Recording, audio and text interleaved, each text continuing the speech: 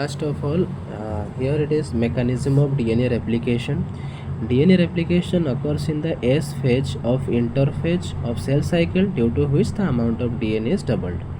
So the enzyme of replication is synthesized in the G1 phase of the interphase. ठीक है, तो पहले हम देखेंगे origin of replication कैसे होता है. ठीक है, तो पहले देखिए ना, origin of replication जिसको ORI बोलते हैं, is at particular region of DNA having a specific sequence of nucleotide called autonomic replication sequence, और इसको ARS भी बोल सकते हैं. ठीक है, एंड प्रोकैरियोटिक के पास ORI साइट बहुत सारे होते हैं, सॉरी एक ही होता है, while eukaryote have many ORI site, and prokaryotic DNA has a single replication, I mean a replicon site, whereas eukaryotic DNA has hundreds and thousands of replicons.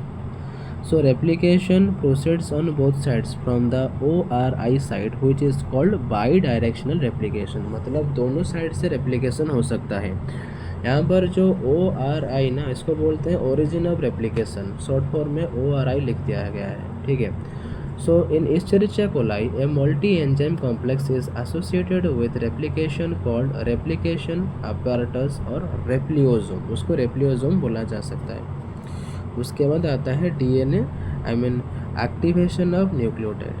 The 4 types of deoxyribonucleotide are required for DNA replication, जिसमें आता है DAMP, DGMP, DTMP and DCMP. यहाँ पर AMP क्या है, adenosine monophosphate, GMP गुआनोसाइन monophosphate, TMP थाइमिडिन monophosphate and CMP cytosine monophosphate. ये जो 4 monophosphate हैं, ठीक है, इसमें फॉस्फोरिक एसिड ऐड करके इनको DATP, DGTP, DTTP, DCTP plus H2O निकलता है. इसका मतलब यहाँ पर जो मोनोफॉस्फेट था ये ट्राईफॉस्फेट में कन्वर्ट हो गया. ठीक है, तो ये हो गया हमारा एक्टिवेशन ऑफ न्यूक्लियोटाइड्स. उसके बाद आएगा अनवाइंडिंग ऑफ हेलिक्स. अच्छा, अनवाइंडिंग ऑफ हेलिक्स में क्या है, इसका मतलब क्या है, DNA का जो हेलिक्स है उसको अनवाइंड करना, मतलब उसको खोलना. Unwinding of DNA helix at the ORI site is brought about by the enzyme helicase called the also replication protein, which unzips the 2 strands of DNA. DNA के जो 2 स्ट्रैंड होते हैं उनको खोल देते हैं, अनजिप कर देते हैं. The separate strands are stabilized in this condition with the help of single strand binding protein, और उसको शॉर्ट फॉर्म में बोल सकते हैं SSBP, और इसको हेलिक्स डिस्टेबलाइजिंग प्रोटीन भी बोल सकते हैं. अनवाइंडिंग क्रिएट्स टेंशन, जो अनवाइंडिंग करते समय उसके ऊपर में टेंशन क्रिएट होता है, मतलब सुपर कोइलिंग क्रिएट होता है, which is released by the enzyme topoisomerase 1 and 2. टोपोआइसोमरेस 1 and 2 जो होते हैं उनके वजह से वो टेंशन रिलीज हो जाता है. And unzipping of DNA molecule created a Y shaped replication form. जब DNA मॉलिक्यूल का अनजिपिंग होता है तब एक Y shaped replication form create होता है. कैसे, मतलब जो एक पॉइंट से दो रेप्लिकेशन, मतलब दो DNA स्ट्रैंड जो निकलते हैं वो वाई शेप्ड फॉर्मेशन कर लेते हैं. And movement of replication fork is high in prokaryote, while in eukaryote it is lower. Then RNA priming formation. Due to the replication fork, 2 different ends of the 2 strands of DNA are exposed, that is 3' end and 5' end. इसको हम 3' end and 5' end भी बोल सकते हैं.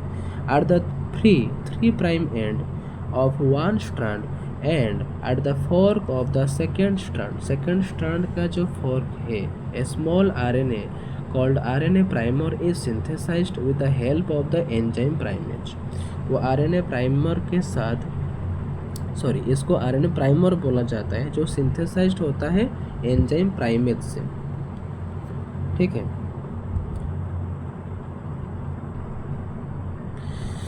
Then उसके बाद आएगा हमारा फॉर्मेशन ऑफ न्यू स्ट्रैंड. देखो, the 2 separated strands of DNA now function as template, वो टेम्पलेट की तरह काम करते हैं. There nitrogenous bases attract complementary phosphorylated nucleotide. उनके जो नाइट्रोजनस बेसेस होते हैं वो दूसरे के साथ कॉम्प्लीमेंट्री फॉर्म करते हैं।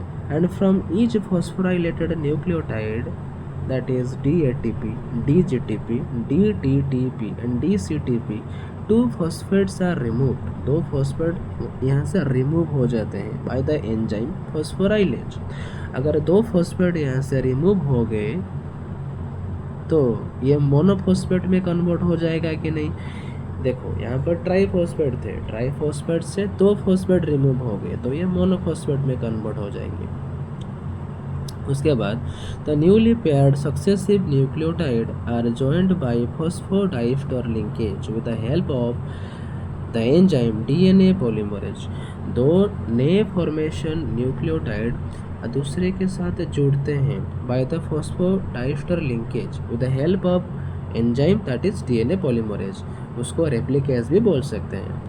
In prokaryote it is polymerase 3 and in eukaryote it is polymerase delta। सो उसके बाद इतना देखो, this enzymes add nucleotide only 3 prime end of the parental strand. ये एंजाइम जो है होते हैं वो न्यूक्लियोटाइड को ऐड करते हैं 3 प्राइम एंड के साथ जो पेरेंटल स्ट्रैंड में होता है। And the new DNA strand formation occurs in 5 prime to 3 prime direction. New DNA strand formation वो 5 प्राइम से 3 प्राइम डायरेक्शन में होता है। उसके बाद एलोंगेशन ऑफ न्यू स्ट्रैंड आता है। As the DNA replication proceeds the parent strand unzipper further to expose new region for chain elongation, right. Synthesis of one new strand is continuous along one parental DNA strand.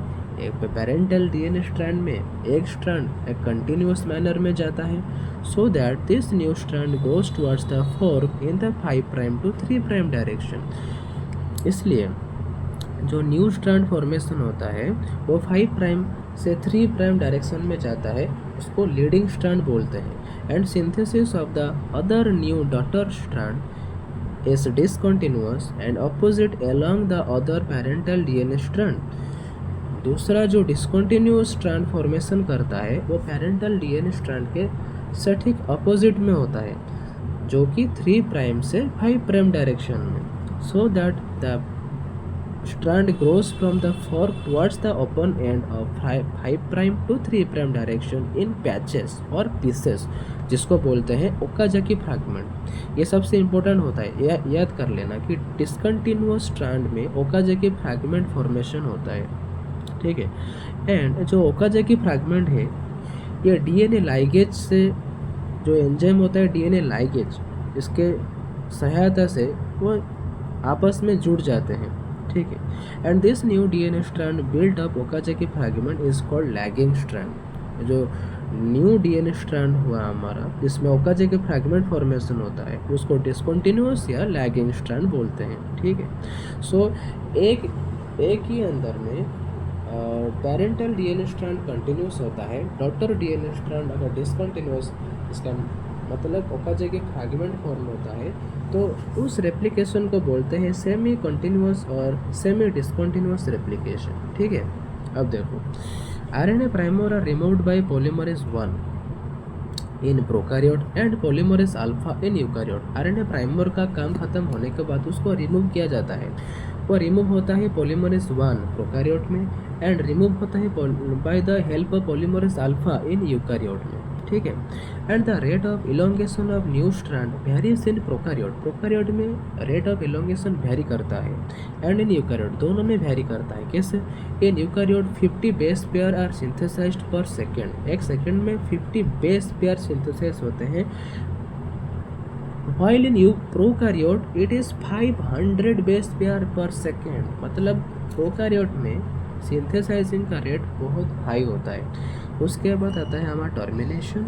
The termination of DNA replication occurs at A termination site, उसको बोलते हैं TER site, जहाँ पर DNA replication terminate हो जाता है, मतलब रुक जाता है। Termination requires product of TUS gene. उसको रोकने के लिए एक जीन का यूज़ होता है, उसको TUS जीन बोलते हैं। विच रिकॉग्नाइजेस TER साइट, जो TER साइट को रिकॉग्नाइज करता है, ठीक है। In prokaryote like E coli the termination site पर TERA to TERF is consisting of 23 base pair, and out of the 6 TER site in E. coli, there 3 sites are for blocking counterclockwise fork and 3 sites are for blocking clockwise fork। दो fork होता है, एक counter clockwise में होता है, एक clockwise fork में होता है। तो 3 TER साइड ये काउंटर क्लॉकवाइज फॉर्क को ब्लॉक करता है और अदर 3 TER साइड ये क्लॉकवाइज फॉर्क को ब्लॉक करता है, ठीक है। उसके बाद आता है हमारा proof reading mechanism and DNA repair. इसमें क्या हमने लिखा है, दो the process of DNA replication is very accurate, still a wrong nucleotide gets incorporated in the new strand very rarely। तो एक रॉन्ग न्यूक्लियोटाइड कभी कभी आ जाता है, and every DNA polymerase 3 is unable to distinguish uracil from thymine। जितने भी DNA polymerase 3 होते हैं वो यूरासिल को थायमिन से डिटेक्ट करना उनके लिए थोड़ा मुश्किल हो जाता है। अबाउट 1 फाइनल एरर में occur in every 1 billion base pair replicated, 1 billion base pair में एक एरर हो ही जाता है, ठीक है। However, the initial error rate is higher comparatively, that is 3 errors in every 1 lakh base pairs, which may lead to 3% mistake in cells protein। तो 3 error हो भी जाए ना 1 लाख बेस पेयर में, उसमें 3% मिस्टेक हो जाता है, ठीक है। But almost all errors are corrected by repair enzyme within the DNA polymerase complex. तो DNA पॉलीमरेज 1, DNA पॉलीमरेज 2, इनके वजह से ये एरर्स करेक्टेड हो जाते हैं, which proof read each base pair and then remove and replace the mistake, ठीक है। वो प्रूफ रीडिंग मैकेनिज्म का मतलब क्या है, उसको पहले से रीड करना, प्रूविंग करना कि ये ठीक है। अगर गलत हुआ तो पॉलीमरेज 1 एंड 2 से उसको ठीक कर देना है DNA पॉलीमरेज कॉम्प्लेक्स के सहायता से, एंड रिप्लेस द मिस्टेक को भी रिप्लेस किया जा सकता है, ठीक है।